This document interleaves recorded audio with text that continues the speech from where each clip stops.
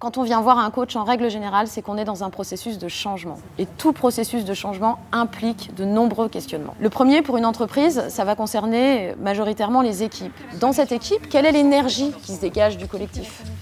Est-ce que chacune au sein de cette équipe a trouvé sa place ? C'est nous qui menons en fait, en fonction de tout. Est-ce que cette équipe, elle communique efficacement ?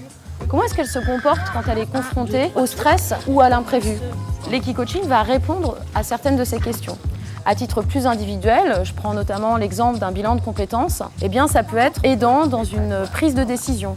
Ça peut être aussi de mieux comprendre la façon dont on interagit avec les autres. Est-ce que je sais poser des limites ? Est-ce que la voie professionnelle qui s'ouvre à moi est bien alignée avec qui je suis ? Est-ce que je vais me sentir capable de prendre la parole à cette prochaine réunion dont je dois faire la présentation ?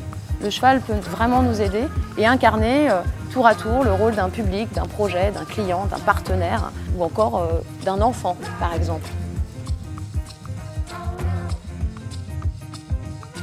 Oui et non.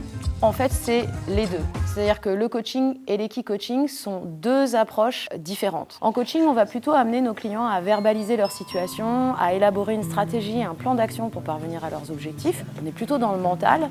En Equicoaching, on va se passer de la parole, on va se passer du verbal. Et en réalité, on va travailler sur toute la partie inconsciente de ce qui exprime notre langage corporel. Et ça, on va le faire sans artifice, puisque comme on peut le voir ici, le cheval, il est sans contrainte, il est en liberté, on lui enlève la selle, on lui enlève le filet et en quelque sorte, il est un peu à poil. Et nous aussi, on se retrouve un peu à poil face à nous-mêmes et le comportement du cheval va agir comme un révélateur, comme un miroir à la fois de nos émotions et à la fois de notre langage corporel.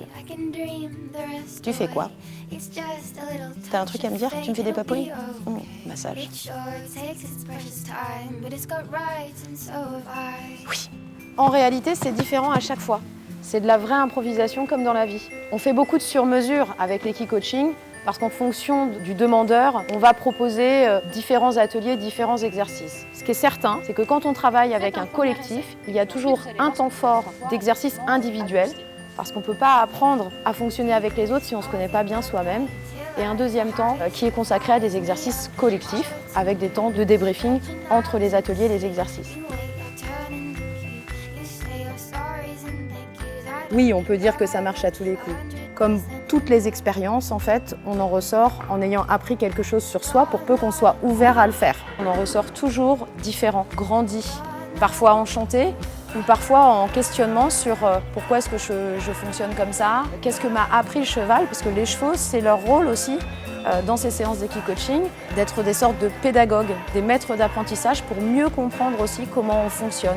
On réalise comme une espèce de voyage intérieur et comme tous les voyages, aucun voyage ne nous laisse indifférents.